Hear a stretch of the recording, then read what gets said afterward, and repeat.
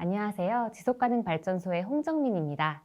오늘부터 매주 월요일마다 지난 한 주에 있었던 ESG 사건 사고, 즉 환경사회 지배구조 관련 이슈들을 정리하여 알려드리는 코너를 마련하였습니다. 6월 11일부터 17일까지 지난 일주일간의 뉴스를 통해 ESG 사건 사고가 포착된 기업은 103개 기업이었습니다. 저희가 인공지능을 활용해서 ESG 리스크를 측정하는데 상장된 기업들은 모두 대상이 됩니다. 요즘 채권 투자하시는 투자자분들을 만나 뵈어도 ESG에 대한 관심이 뜨겁습니다.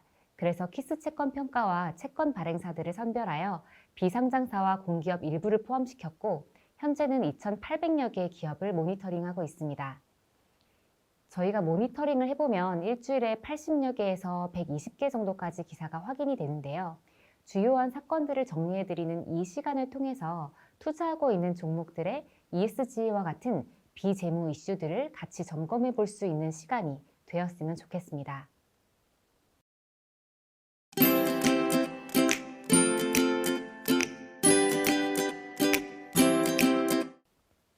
이번 주 산업별로 기사를 살펴보면 산업재, 금융 및 지주사, 운송 섹터에서 기사가 많이 나왔던 것을 확인할 수 있습니다. 아무래도 큰 인명피해를 냈던 HTC 현대산업개발의 기사가 주를 이루는데요. 그 외 금융 및 지주사에서 82건, 운송에서는 63건의 기사가 나온 것으로 확인됩니다. 저희 데이터를 보시는 분들 중에 기사 수가 많이 났다고 심각한 건가요? 라고 질문하시는 분들이 계신데요. 기사 수는 얼마나 심각한지, 즉 심각도에 영향을 미치고 있지는 않습니다. 다만 비슷한 사건들이 계속 발생을 하고 있다면 그 이슈에 대해서는 관리가 안 되고 있는 것이고 재발 가능성 측면에서 투자자들은 중요한 지표로 바라보고 있습니다. 가장 기사가 많이 났던 HTC 현대산업개발의 내용을 살펴보겠습니다.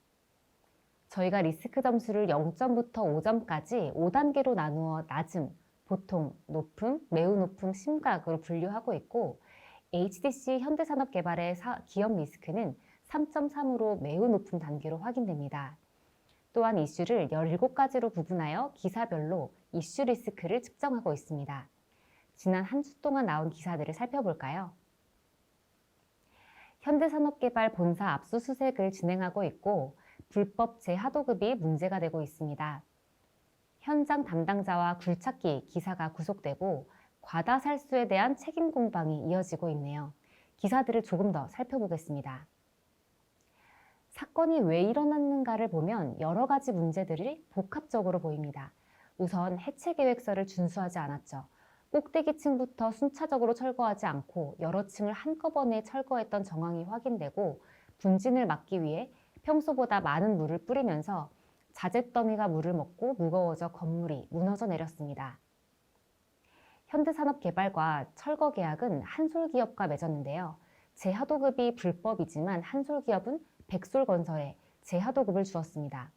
하도급 업체 측은 시공사의 요구대로 당초 계획한 것보다 더 많은 살수 펌프를 동원했다. 그리고 반대로 현대산업개발에서는 지시한 적이 없다고 주장하며 현재 책임 공방이 이루어지고 있습니다. 이렇게 작업장의 안전사고와 관련된 이슈가 발생했기 때문에 사업장 안전보건 위반 이슈로 포착이 되었고 하도급에 대한 불공정 거래 등의 이슈는 불공정 관행 이슈에 포함됩니다. 여기서 한 가지 의문이 생기는데요. HTC 현대산업개발은 이런 하도급 관련 이슈가 처음 나온 것일까요? 지난 1년 동안의 추이를 보시면 불공정 관행에 대한 이슈가 작년 9월에도 11월에도 있었습니다. 이번 사고를 보고 전문가들은 예견된 사고였다, 터질 게 터졌다 언급합니다. 여러분 하이미의 법칙을 아시나요? 큰 사고가 나기 전에 29번의 경미한 사고가 있고 그 주변에는 300여 가지의 징후가 감지된다는 이론인데요. 하도급법 위반 문제는 많은 시공사들의 문제들로 확인되어 왔고 시공업체 중에 하나인 현대산업개발에서 큰 사고로 이어졌다고 볼 수 있습니다. 시공사의 하도급 관리 감독이 철저히 이루어져야 하고 저희 투자자들은 사건 사고에 대한 모니터링을 통해 지속적으로 지켜보고 더 이상 유사한 사고가 발생하지 않도록 기업에게 직접 목소리를 내는 인게이지먼트가 필요합니다. 금융 및 지주사 섹터에서는 두산의 기사가 가장 많았는데요. 내용은 두 가지였습니다. 실형을 선고받고 도주했던 두산가 4세 박중원 씨의 구속이었고 두산 메카텍 박진원 부회장이 프로포폴 불법 투약 혐의로 기소유예된 사건이었습니다. 이로 인해 두산은 도덕성 이슈 및 리스크 관리 부실의 이슈가 제기되었습니다. 도덕성 이슈는 주로 경영진 및 임원의 윤리 경영과 관련된 이슈를 다루고요. 리스크 관리 부실 이슈는 기업 경영에서 발생할 수 있는 각종 리스크 관리 이슈를 이야기합니다. 운송에서는 아시아나항공과 제주항공, 대한항공의 기사의 수가 많이 나오고 있는데요. 아시아나항공은 기업 리스크가 4.3으로 가장 리스크가 높은 심각 상태입니다. 이번 일주일 동안에는 근무 환경, 내부 거래, 도덕성 이슈가 불거졌는데요. 도로교통부가 지난 11일 행정처분 심의위원회를 열고 각 항공사에 과징금을 부과하였습니다. 비행계획 수립 단계에서 조종사의 최대 승무 시간이 초과했다는 것을 인지했음에도 불구하고 항공기를 운항했기 때문에 아시아나항공과 대한항공에 과징금을 부과했고 제주항공은 날개가 손상되었음에도 비행하여 과징금과 행정명령을 내린 사건이었습니다. 이 사건은 근무 환경 이슈로 포착되었습니다. 이처럼 근무 환경은 부당한 근무 조건, 노사 간의 갈등과 관련한 이슈를 다루고 있습니다.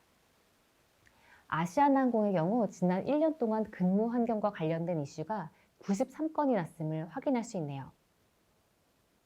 반면 계열사 부당 지원의 혐의로 박삼구 전 금호아시아나 회장이 구속되면서 주식 매매가 정지된 아시아나항공이 상장 적격성 실질 심사를 받았습니다. 이 사건으로 내부 거래 이슈 및 도덕성 이슈가 제기되었습니다. 여기까지 이번 주에 있었던 사건이 가장 많았던 섹터 종목들에 대한 설명이었고요. 다음 주에는 더 알찬 내용으로 찾아뵙겠습니다. 감사합니다.